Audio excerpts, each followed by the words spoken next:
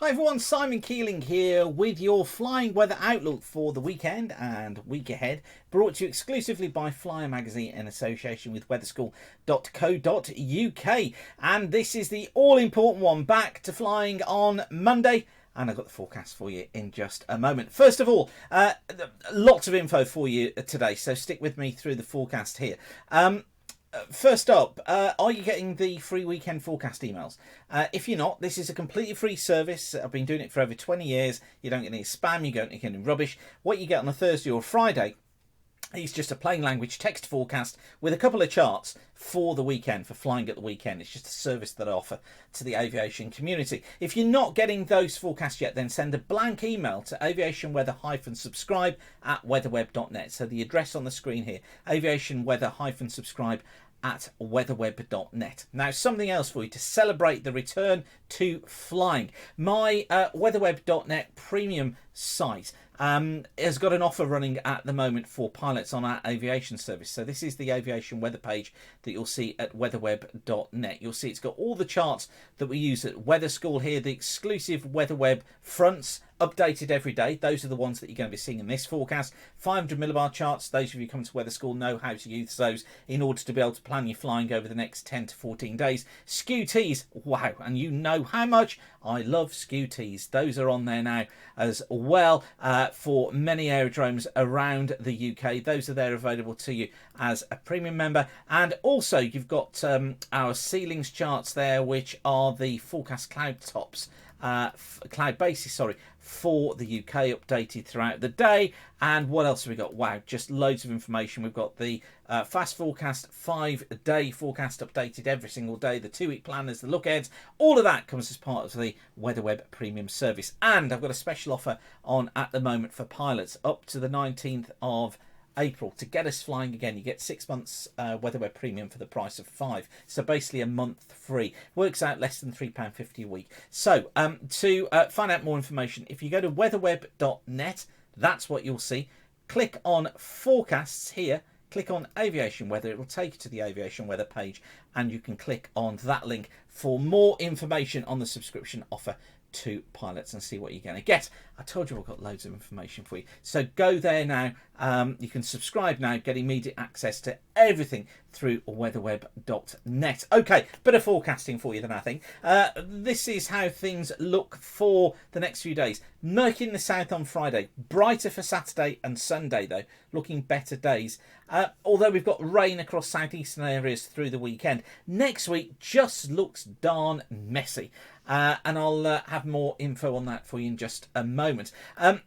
Before we get to that, Aviation Weather School Part 1, I'm booking now for the Saturday mornings of the 15th and 22nd of May. If you've not been to Weather School yet, this is your chance to be able to plan up to 5 days in advance using those charts that I'm going to use here to predict cloud bases and tops and weather, and also build your confidence in your own ability to make your own forecasts, and know that if you see a forecast for an aerodrome you're going to fly to, or a location you're going to fly to, you can trust that that's what the weather will be like, and you can get back safely. So go to weatherschool.co.uk and you can book your place on that course now. Okay, I told you I've got loads of information to get through. Okay, so this is the forecast chart then for this afternoon. Cold front coming south through Scotland at the moment. Isobars close together. We've got rain getting into northern and northwestern parts of Scotland. This will get into Northern Ireland as well later. Gales across Scotland, non-flyable here. Increasing amounts of low cloud across western coasts of England and Wales, bringing lower level cloud. So I'm thinking 1,000 to 2,000 foot bases. Tops at about 10,000 feet. An increasing risk of drizzle, reduced visibility as well, and maybe a little bit of drizzle inland later, but generally it's flyable across England and Wales, although winds are going to be increasing as we go through this afternoon. Now, as far as tomorrow's concerned, that cold front has slipped its way southwards. It becomes a very slow moving feature through East Anglia, through the Midlands, through Wales, through southern parts of Ireland. I'm going to say marginal conditions, because I think it's just going to be a murky sort of day under that front. Bases 1 to 2,000 feet generally, tops about 10,000 feet. The front almost comes to a standstill, and I think for more southern areas, probably more flyable because bases are about 2,000 feet.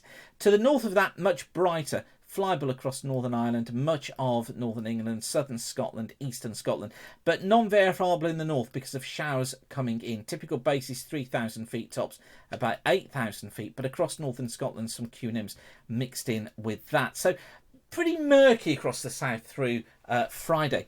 On to Saturday, there's that rain look across East Anglia and southeastern parts of England. Some pretty hefty bursts of rain down here as well. We're looking at bases about 1,000, possibly 2,000 feet tops, at about 15,000 feet. Some heavy bursts of rain coming through. Uncertainty over exactly where that's located, but it does look generally non-verifiable. Elsewhere, much better verifiable conditions overall, although always this risk of showers across Scotland, across northeast England, making marginal conditions here. Typical bases, we're looking about 3,000 to 4,000 feet, tops at about 15,000 feet, maybe a little bit lower across eastern Scotland, northeast England. Best of the conditions, western Wales, I think eastern Ireland and southwest England. And then for Sunday, still got the remnants of that rain look across parts of Essex, the southeast of England as well.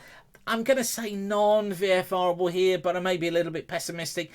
Bases 1,000 to 2,000 feet, tops about 8,000 to 10,000 feet. Outbreaks of rain fading during the day. Elsewhere, generally verifiable. Got that front out towards the west, bringing some showers. But bases typically 3,000 feet, tops at about 12,000 feet. Now, things then get messy next week. Return to flying on Monday, and it's not going to make life easy for us. We've got a warm front bringing lots of moisture with it, and I think for much of Ireland, for much of Northern England, for Western Wales, I'm going to say marginal to non-verifiable. Bases about 1,000 feet. Tops at around 8,000 feet, reduced visibility in there as well, and I think affecting western and southwestern coasts. Across the southern parts of England and Wales, I'm going to go marginal to VFR. It's better at around 2,000 to 4,000 foot bases, 10,000 feet tops, but the reason I've gone marginal is because I think it's just very messy. Generally VFRable across Scotland. And then for Tuesday, again, even messier. Look at that, bits and pieces of low pressure around. I think quite a murky day for Tuesday. You're not going to like this. I'm going to put on there, it's marginal to non-VFR, depending on where you are and how much murk you get. Bases could be less than 1,000 feet in places to around 2,000 feet, tops around 8,000 to 10,000 feet. Watch this forecast carefully. Just watch it carefully. Perhaps some local flying is possible, but I think circuits are going to be about it. And then for Wednesday, still got the remnants of that murk around, bits and pieces of rain here and there. Marginal conditions overall, still some low-level cloud around. Better in Scotland, better in Northern Ireland, possibly better across East Anglia and South East England. But I have to say, detail for Wednesday, very, very difficult to pin down just at the moment. I'll have more on that for you in the update, of course, that comes out on Monday. So you see what I mean about it being a bit of a messy picture. Now, those of you who have already been to weather school will know how you can monitor the situation over the next few days and refine your forecast to be able to make the maximum amount of your flying next week and choose your days. If you've not been to Aviation Weather School yet, this is your chance to book. It's on Saturday mornings, the 15th and the 22nd of May, between 09:30 and 12:30 hours. I guarantee you'll get the money back that you spend within a couple of months, because you're just not going to waste time planning on going flying when you can't fly. Go to weatherschool.co.uk and you can book your place on the course now. It'd be great to see you there. I told you this was going to be a bit of a long one, but thanks for sticking with me to the end. I look forward to seeing you at Aviation Weather School, and I'll be on the Fly live stream Thursday evening at 7:30 p.m. I'll see you then. Whatever you're doing, have a great and a safe flying weekend. Thanks again for watching. Keep the sun shining, and bye for now.